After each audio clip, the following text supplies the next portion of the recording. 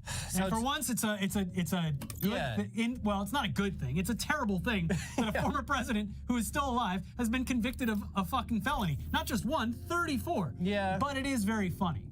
Honestly, more presidents should go to jail. Well, yeah, I mean, yeah, if everything was right in the world, but on the scale, I love when they're like, "Oh, so you just think?" I'm like, "Yeah, yeah." I lock them all up. I don't think that all of them should go to jail for their war crimes. Yeah. But on the scale of like unprecedented times, this is a pretty good one. Yeah. Yeah. So to be clear, he was found guilty on 34 felony counts. Every single one of those charges that he was up against. Here's CNN with some of the finer details. Wait, hold on. Here's his Wikipedia page just moments after the verdict. Donald John Trump is an American politician, media personality, businessman, and convicted felon who served as the 45th president of the United States. Woo! Okay, here's CNN. A Manhattan jury found Donald Trump guilty of all 34 charges of falsifying business records Thursday, an unprecedented and historic verdict that makes Trump the first former president in American history to be convicted of a felony. Not only is Trump the first former president to be found guilty of a felony, he's also the first major party presidential nominee to be convicted of a crime in the midst of a campaign for the White House. And if he defeats President Joe Biden in November, he will be the first sitting president in history to be a convicted felon. The verdict in the hush-money trial was announced after jurors deliberated for nearly 12 hours over 2 days. And to be clear, going back to some previous reporting on this and when they were selecting the jury, at least one or two of those jury members got their news specifically from Truth Social and Fox and Fox and Newsmax. Yeah, there was like 2 or 3 jurors on there where I'm like, oh God, is this we gonna get a hung? No, actually, yeah, he seems really fucking guilty. Yeah. Going dark. So I mean, they're calling all these commie jurors in this trial, but we covered the jury selection process. They weeded out pretty much anyone It was down from with any strong opinion on this, and it was whittled down from hundreds to around 100, and then whittled down even further. And you would think they've got a nice cross section of society, especially with the information that a couple of them were super into Fox and Truth. Yeah, I mean, this whole thing was conducted meticulously. This is how they had American to do everything justice is supposed fucking to work. perfect, or they would have had the door open for his team to make. Anyways, let's check in on Trump's reaction to this news, which is, of course, very funny. It's because, the best part. Yeah, one of the first things out of his mouth after being convicted on 34 felony counts was, "I'm a very innocent man." Here's the clips. This was a disgrace. We got the zone. This was a rigged trial by a convicted judge who was corrupt. It's a rigged trial, a disgrace. You have a Soros-backed DA and the whole thing. We didn't do a thing wrong. I'm a very innocent man, and it's okay. I'm fighting for our country. I'm fighting for our Constitution. Our whole country is being rigged right now. This was done by the Biden administration. Capture zone contested. In order to wound or hurt an opponent, a political opponent, and I think it's just a disgrace. No one has ever been as innocent as me. Incredible stuff, but now let's check in on his supporters who were outside the courthouse while he was being convicted of 34 Zone secured. Killed our country. You just fucking like them. He's a fucking pussy motherfucker. Like China.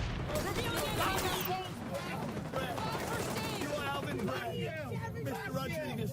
He's not guilty at all. I was in the court every day. He's not guilty. There's no evidence. No evidence. They all lie. What do you think about the fact that they're doing this? Corruption, the judge means that they could do this to all of us. 1776, baby. I'm mad as hell, as they say. I'm mad as hell. Let's take to the streets. Let's take to this fucking streets. As has been pointed out, we have come full circle. The screaming lib from 2016 and now the screaming Trumper in 2024. Yes. Mirror images. But yeah, a couple of years. That's directly in my veins. Yeah. Enemies on beam. Okay, just like all of you watching, we also had a bunch of questions about what this means for his campaign, if it means anything. his ability to even run for president or whether or not he could even legally vote for himself anymore. We're going to get into all that in a second, but we're not done enjoying this moment. So here are some of the best reactions we could find from places like Fox News and Newsmax. Please enjoy. If they're, as we've talked about, going to now start referring to former President Trump as convicted felon Donald Trump, and whether they're going to use that language, that we also know Hunter Biden is facing 2 federal trials, which we can talk about as well. One of them starting on Monday. We have gone over a cliff in America. This verdict is a verdict of someone who was forced to fight a 1,000-pound gorilla with both hands tied behind his back.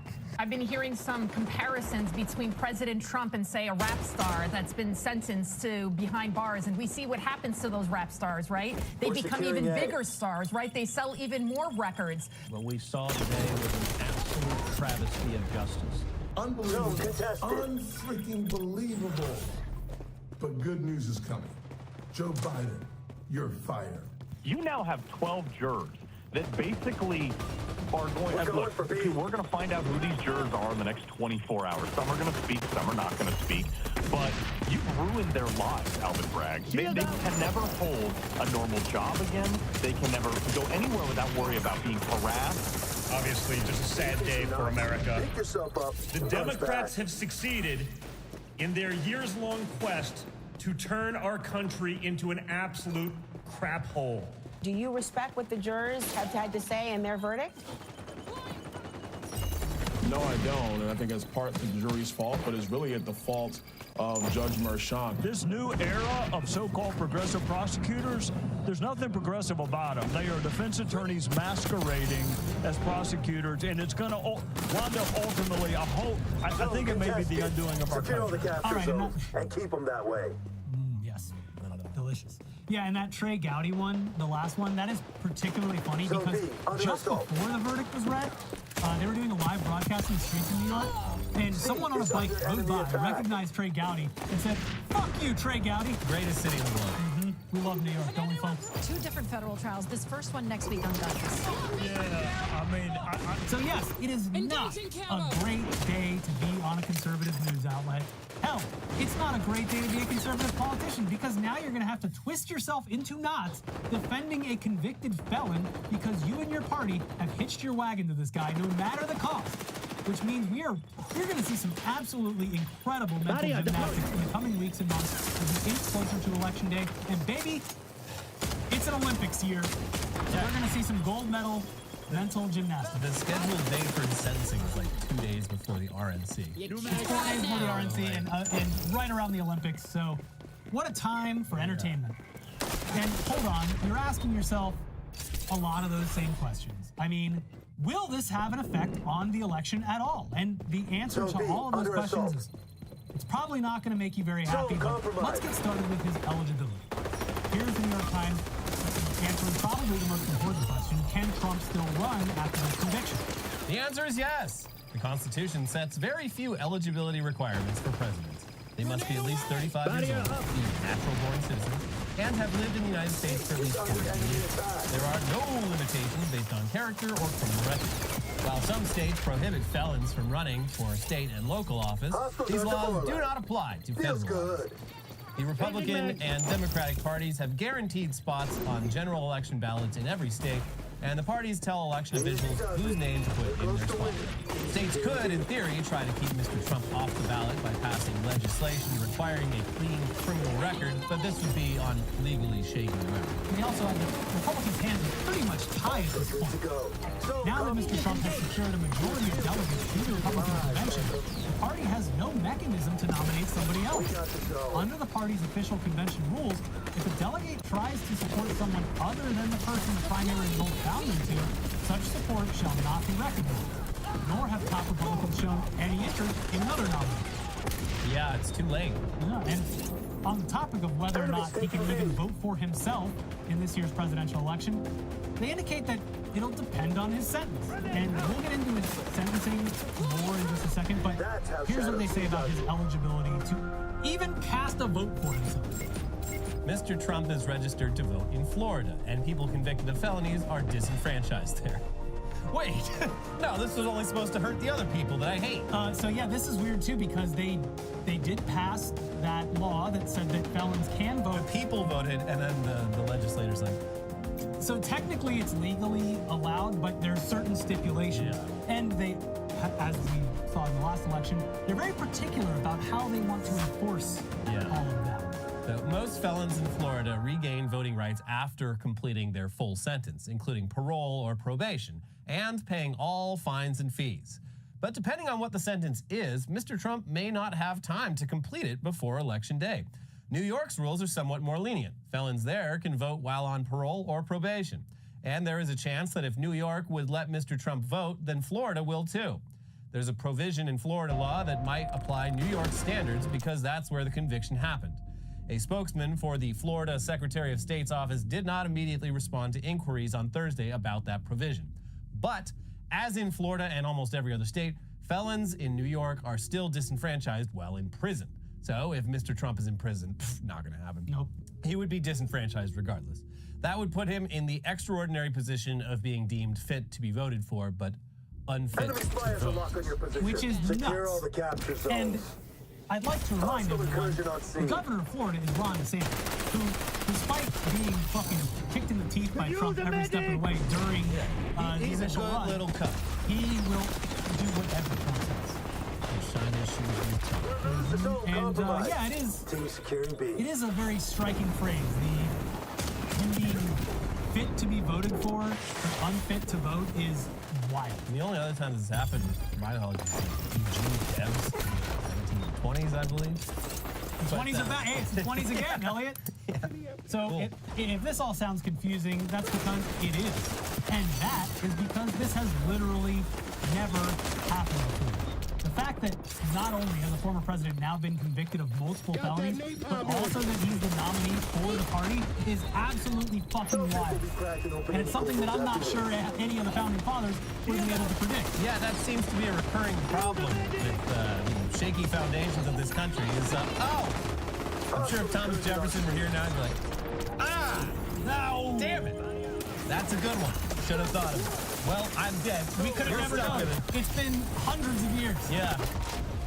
At the very least, could have put some provisions in there to make it like every other modern constitutional democracy where it's a lot easier to amend the Constitution with changing times. But as we evolve. Fucking forgot about that too. So you're stuck with it. So let's move on to the sentencing because that's the next step in this very funny process. Well, the next step is appeals, I guess, but the sentencing will happen, and we have to say the timing of the sentencing is just because former President Donald Trump will be sentenced for his crimes on July 11th, just 4 days before the start of the Republican National Convention in Milwaukee, where Trump is scheduled to accept the party's nomination. What an incredible disaster. Although, I don't think anything will change. We were joking about him not ever being in prison. I would love to be proven wrong about that. I don't think it's likely because, while it technically applies as a possibility, no one in decades in the state of New York has served prison time for this level of a crime, especially if it's their first offense. Well, it's 34, so toss the first one away. Yeah, get but the other 33. They combine all of them. I know. But here's more info on the sentencing from CNBC. The case then moves to the sentencing phase, a process largely controlled by Judge Juan Merchan. The judge, before adjourning Thursday afternoon, set Trump's sentencing date for July 11th at 10 a.m. Eastern Time. He ordered parties in the case to file motions by June 13th. The parties are expected to submit sentencing memos in which each side presents arguments in favor of its preferred punishment and other court filings. Trump will also likely sit for an interview with a probation officer for a pre-sentence report. See, some of those things... To be that probation officer. Some of this is just so satisfying. We haven't had much satisfaction. And, just the idea that Trump has been found guilty of a felony is... Even though it has, I don't know how much effect it'll actually have. We'll have to find out as this plays out. It is satisfying. But it's satisfying. In the moment. Yeah. But also, who Will it change anything? No. Hitler went to fucking prison. So, anyway, final question for now. What happens if Trump goes to prison? Not gonna happen. but then is elected president anyway. So once again, here's the New York Times. No one knows. We're so far removed from anything that's ever happened, said Erwin Chemerinsky, a constitutional law expert at the University of California, Berkeley. It's just guessing. Legally, Mr. Trump would remain eligible to be president even if he were in prison. The Constitution says nothing to the contrary. No, well, we should have thought of this. I don't think that the framers ever thought we were going to be in this situation, Professor Levinson said. Yeah, a lot of things they didn't think about. So for their part, the Trump campaign immediately started sending out fundraising emails to his brain-dead followers. Of course. So that they could get all riled up and continue draining whatever's left of their savings account and reverse mortgage payments. Yep. Here's what went out just after the verdicts were read. Breaking news! I am a political prisoner. I was just convicted in a rigged political witch hunt trial. I did nothing wrong. They've raided my home, arrested me, took my mugshot, and now they've just convicted me.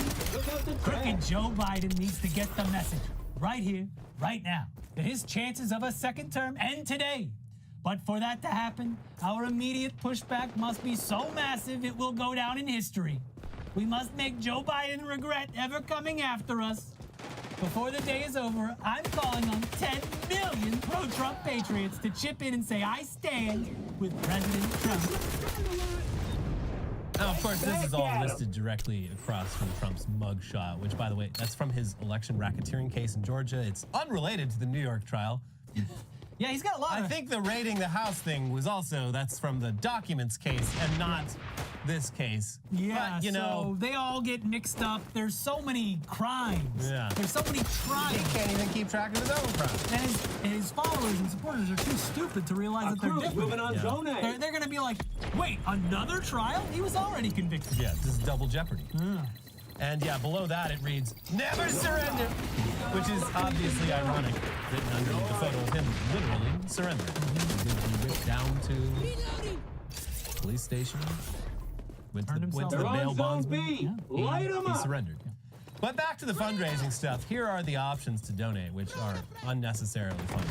I always love this. $20.24. Click this amount if you're supporting President Trump in 2024. $47. Donate this amount if you think Donald J. Trump is greatest president of all time. And yes, as of when we filmed this, it was actually written like that on his official campaign. Donald Trump is greatest president. Trump is greatest president of all time. Anyways, one more option with text attached to it. $100. Donate this amount if you think Trump did nothing wrong. Only for his most loyal supporters. I did nothing. Oh, I see you only donated $20.24, so you think he did something wrong. Oh, you think I did something? But you, okay. Okay. You must not love me. Your favorite president. So Trump, of course, he's posted on Truth Social since this, mostly just repeating what he said outside the courtroom. Yeah, at least he doesn't have that gag over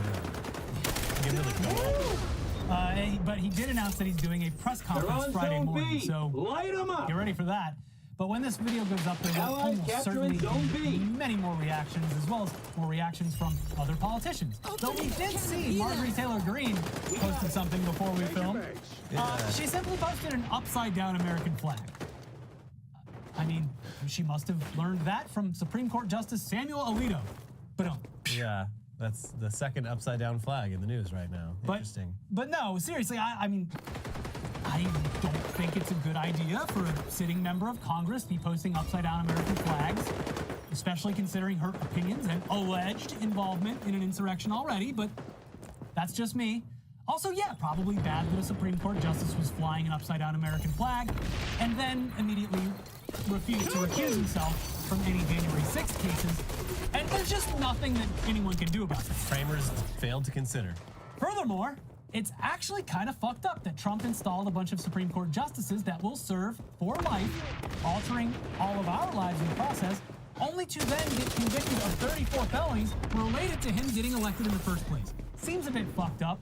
Bad guys are moving on B. I don't know. I mean, they've already done so much damage, and they were put there by a guy who has now, legally speaking, been found guilty of fraud in order to win his election in 2016. Yeah. He's got enemies.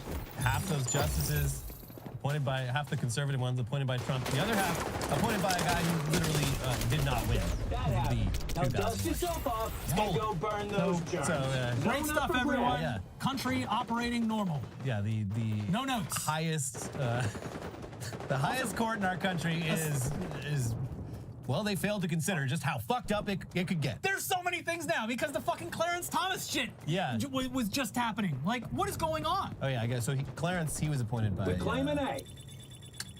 Reagan or HW? It doesn't matter. He did all the fucking well, did or didn't accepted potentially a lot of bribes. This is very corrupt. Also, Alito fucking ran another flag up the pole that was like a straight up like January 6th thing or Stop the Steal type flag, and then claimed it was just his wife. Yeah, what's with these guys and their wives? He said that he's like, I asked her nicely to take the flag down, and she said no. So what could I do? It's like, dude, you're a fucking Supreme Court justice. Like, you can't be flying he's a Supreme Court down. justice, but he's also Italian. And, you know, and a white guy. Yeah, Italian wives. Sometimes you just gotta let them have their fun. So, yeah. Anyways, all that being said, one question remains. Will this have any effect on voters' opinions of Trump? And, unfortunately, the answer seems to be no. People who hate him already weren't going to vote for him. People who love him are still going to vote for him no matter what. People who are undecided must be just completely fucking brain dead at this point. But it at least appears as though those morons might be the only ones swayed by this. Here's NPR from this week, just as the verdict was ruled. Most people say the outcome of former President Donald Trump's hush money trial in New York will not have an impact on their vote in the 2024 presidential election, but it could have an effect on some key groups, according to the latest NPR PBS NewsHour Marist poll. Overall, 2/3, 67%, said a guilty verdict would make no difference to their vote. 3/4, 76%, said the same of a not guilty verdict. Roughly 1 in 6 voters, 17%, said a guilty verdict would make them less likely to vote for Trump. That's only 17%. That is a tiny slice. A not guilty verdict would have somewhat of an inverse effect of a guilty verdict. Almost 1 in 5 voters under 45, non-white voters, those who make less than $50,000 a year, and others, said an acquittal would make them more likely to vote for Trump. Just 11% of independents said a guilty verdict would make them less likely to vote for Trump. In a race that's expected to be close, any decline, even at the margins, could have an effect. But the numbers demonstrate just how little the trial is likely to swing many voters at all, no matter the verdict. Views of both Trump and Biden are simply very locked in. Yeah, I mean, it's, again, unprecedented times. There's the primary, there was no primary. No. They're doing debates before they're even certified as candidates. It's all very fucking weird. They're doing a debate before Trump is sentenced. They're doing a debate in 3 weeks. Yeah. Which, that's just gonna I'm going to be watching that debate, like, through my fingers. Yeah, you have to put on the cringe suit for that one. Yeah, I'm not looking. And then out of nowhere, boom, it's Hillary Clinton. Oh my God. I'm here to sell some mugs and t-shirts. Go away. I was always right. I told you so. Go away, Hillary. Back into the woods. Stop. Get out of here. Back in the woods. Go away. Back to your den in the Adirondacks. Nobody asked you a goddamn thing. Anyway, we had more for you today, but we just wanted to get this video up and edit it as quickly as possible. Plus, this has literally never happened before. So, yeah, definitely worthy of its own video. We'll have a bunch more fun stuff for you in the next episode. New whale just dropped. Yeah, these whales. And I got just the plan to get rid of it. Whales, I got a lot going on. But, yeah, there's weekly weird news coming up, so stay tuned for that. But please, if you can spare it, click that join button. We need to get a mug with some change in it. We need to get a prop mug with some If you think Ricky and Elliot did nothing wrong, yeah, you're gonna click the join button. Click the join button and give a monthly donation of $5. Yeah. Anyways, yes, click that join button if you can. Become a contributing member of the channel, support the show. But if nothing else, you're probably going to actually do it anyway on this video. If you're a fan of this show, you're probably going to click the like button just because of the headline. Yeah. But if you haven't already because you forgot, do it right now. Also, like, there's definitely going to be people who are just so fucking mad, just going around disliking every video they find. So you are the real battle is in the comments and the likes. We need you to be our strongest warriors. So our pro Internet Today patriots down in the comments. Thank you for whatever you do down there. And we'll be back soon. In the meantime, of course, we have 2 new fresh videos popping up for you on the side. And please have a wonderful day. Domination. Whatever time it is. This off's a bit raucous for the echelon playbook, but I'm sure you'll manage. Take a deep breath. Stop and smell the roses. This is at least funnier than if he had been acquitted. Yeah, that's absolutely true. Enjoy the moment before we all have to get back to the reality that he might still actually win the election. But enjoy yourselves for now, and we'll see you soon. Bye. Reloading. Zone secured. Damn, girl. Did it hurt when you fell from the peak of the good? Come on, dude. There's such content. I love Donald Trump. You got a problem with that, bitch? Gays for Trump.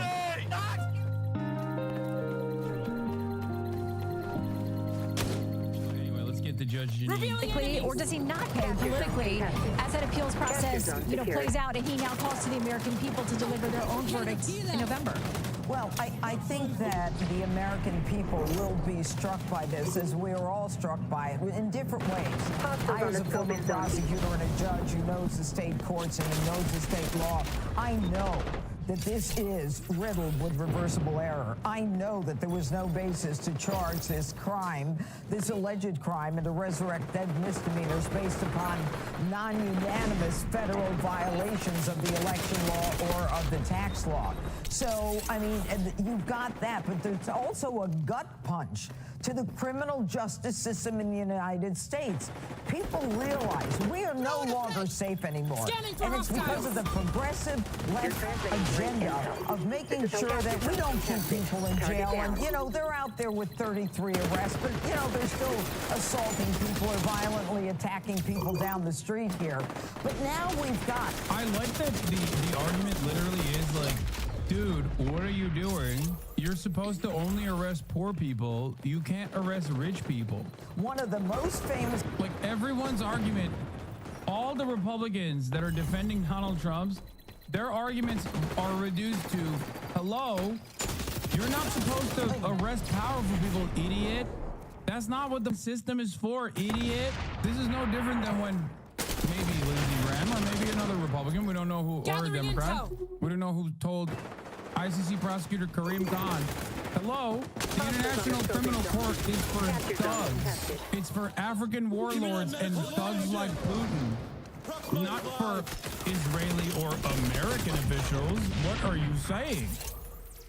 Individuals in the world, a former president of the United States who can be taken down by a George Soros-funded prosecutor on a crime that doesn't exist, where not one person put his finger anywhere near that bookkeeping, and now they're going to return a verdict and say, he's guilty, he's definitely guilty. This is a jury pool made out of 85 to 90% of the people are anti-Trump, not pro-anybody, anti-Trump. That's the jury pool. We knew it. We have a judge who wasn't picked out of the wheel or out of the drum, as all of us judges are, and he was a judge who was selected not just for the Trump organization, not just for this case, but also for another case that involved the guy who was the Bannon case as well. This is an anti-Trump judge, an anti-Trump prosecutor. America's going to respond to this. This is a gut punch. We want to see politicians fight. We don't want to see what they do in third world countries, to have one side start indicting and jailing the other side. This is not American. This is not who we are. And to see this happen... There's nothing funnier than making this argument on behalf of Donald Trump, who literally ran on arresting Hillary Rodham Clinton. Lock her up was one of the more popular chants. The notion that, like, we don't do that in America, like, this kind of moralistic posturing is so funny. It's awesome. Where are the law and order lovers and defenders? Where are the people that always love saying, don't do the crime if you can't do the time? Which, by the way, no time will be given to him regardless. But what happened? I thought we were a nation of law and order. Allies on What happened? Is it really impossible for him to get time? It would be strange if he got time. It'd be awesome, but it would be crazy if he got any time off of this. I don't know if liberals are that wild with it. It'd be cool though. I hope they are.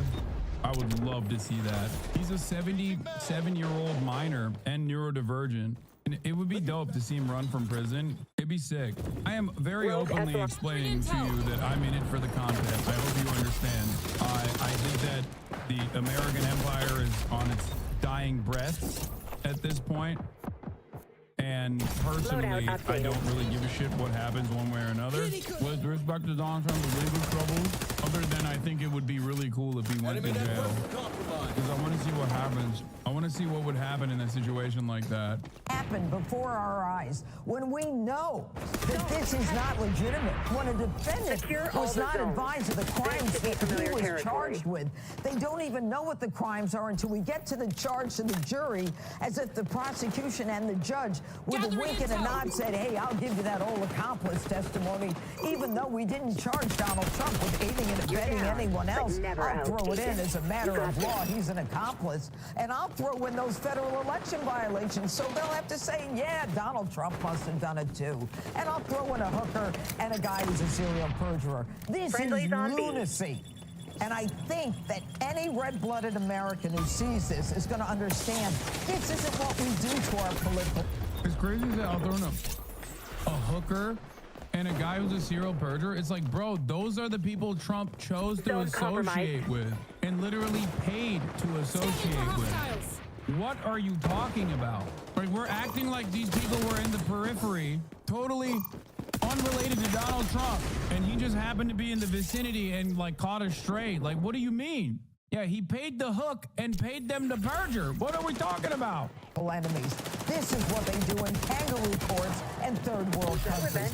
God help America after what I've seen in the last few weeks. Hey, Sean Hannity here. Hey, click here to subscribe to Fox News YouTube page and catch our hottest interviews and most compelling analysis. You will not get it anywhere else. Well, this verdict takes the 2024 election into uncharted territory. No major party has ever nominated a convicted felon for president. It's one more thing for voters across the country to consider in November. Before filling is talking to voters in the battleground state of Pennsylvania. Hey, good morning, Michelle. A lot of the reaction here in Pennsylvania and across the country has mostly been along party lines. Some voters told me that they're still undecided about whether to support former President Trump, but others say this verdict will not change their vote. From former President Trump's home state of Florida, we're voting for President Trump, to battleground Michigan. Only I could push some last-minute bulletproof. If I could do cartwheels, if he got convicted, I would do cartwheels. And the swing state of Pennsylvania. Walk over broken glass to vote for this. Trump's guilty verdict brought relief and outrage in Allentown, the Keystone State's third largest city, which played host to President Biden in January. When you're coming down, you're torn down. And the former president right before his trial.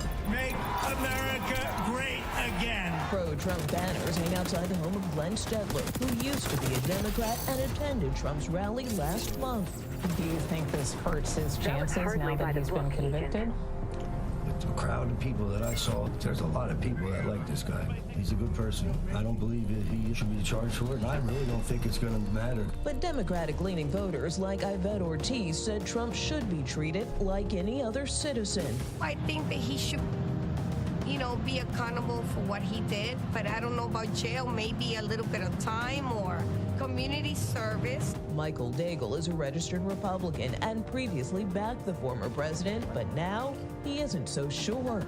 An appeal is not going to come until after an election, and we'll just have to see whether that invigorates a Republican base to come out and vote for him. That last voter told me that he will likely stick with Trump, but he is exploring his options, although he insists he will not vote for President Biden. Keep in mind that Biden won this region, helping him to win the state in 2020 by more than 80,000 votes, Tony. Nicole, thank you very much. Okay, If they convict him, holy shit, he was found guilty. Holy fucking shit. Holy shit. Mother, you suck. You suck. There is no... God, I love the Republicans. Come on, dude. There's such content. I love Donald Trump. You got a problem with that, bitch? Gays for Trump. Not guilty! He's not guilty! You pieces of shit! He's shit and die! You're corrupt! Your kids are all dead. Your kids. I'm serious when I say this. I think Trump supporters in big cities that are like otherwise Democratic strongholds are literally visibly more insane than like the lifelong Republican that lives in some rural ass town in Texas. Like, not even a question. Like, these guys are almost always so much more nutty. And I think a big part of the problem for the Republican Party is that they pay too much attention to these freaks and like literally cause a lot of the quote unquote normal Republicans who don't pay attention to whatever that's going on, and they just kind of like vote for still racist reasons or tax reasons or whatever. They're like, those are the guys who are just like, what's going on? This is like a little bit too much. They're all fucking shit! All your piece of shit! I found guilty! They're all dead! Yeah! Mother piece of shit! Mother piece of shit! There's no justice! Corruption! It's all fucking corruption! I have a message for you! Fuck you, Wanda Khan! Wanda Khan! I'm fucking Joe Biden! All I know is this. Yeah! They made a whole nother animal and a whole new way. It's a lynching! It's a lynching! It's political! Fuck you! How do you feel? Corruption! Tell me your reaction. I'm shocked. I don't want to believe it. That's unbelievable. What do you think about the verdict? They're doing this to Donald Trump. The judge means that they could do this to all of us. 1776. I'm fucking pissed. No, you're not. Calm down. No, I'm not going to calm down. And the people who are on the ground. The only man that ever stood up for me in my life. Through and through. Donald Trump. Oh my God, he's crying. Oh my God, he's crying. Bro, what the? He's crying. Bro, he's shedding real tears for Trump. That's awesome. That's fire. That's, God, that's so good. That feels awesome to see. Obama. Fuck Obama. Yo, I just won the election, I'll tell you that much. Fuck Joe Biden. How come people become this mentally ill? That's crazy. Like, I don't know what you do with this guy. You can't save this guy. And of course, he's live streaming it too and filming it. Not guilty. I hope the country doesn't burn down. Not guilty. I hope that we can find a way to love each other and to make right this prostitution. Bro, talking about loving each other in the country while he's shedding tears for Donald Trump. Go yourself and your mother. Is one of us. He is one of us. And now they have only made the poll numbers go higher. I guarantee that's what you're going to see coming next. The polls are going up. Donald Trump is going to win even harder. They're going to have to bring in... So why are you guys mad then? You should be excited, right? See, now, this doesn't make a lot of sense to me. It's like you should be excited then that the polls are definitely going to go up. Why are you mad? Michelle Obama, they're going to have to bring in Michelle Obama, Big Mike, in August to try and fix things. But that's not going to work either. The numbers are going to go so high for Trump right now that it's over for Biden. It's over for the Democrats. Fuck you, Judge Juan. Fuck you. There is no justice in this country. We want a democracy. This is America. You railroaded this man. He committed no crimes. You. I'm mad as hell, as they say. I'm mad as hell. Let's take to the streets. Let's take to the streets. I'm pissed. I'm pissed. Let's But take you to the have. fucking streets. Good. Let's block traffic. Someone say you are. In this country, they're convicted an innocent man. He committed no crime. Congratulations, Trump just won the election. I think it's time for dancing in the streets. Dancing in the streets. Him, Trump, every day. Kill the guy next. I'm down for whatever. Just get him back out of here. A show of support for Trump here in South Florida. Dozens gathered. Yo, he went a little nutty with it, my boy. Hey, yo.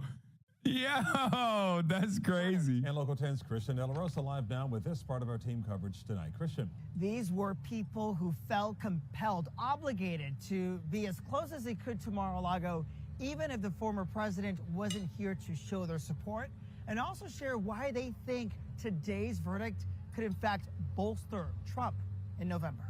Bro, these people are so crazy. They went to Mar-a-Lago. Like, they have like a religious affiliation with Trump. 24, let's blow those horns. We have to support our president. They're making it. They're acting like they're doing like a pilgrimage to Mecca or some shit, bro. This is their Hajj.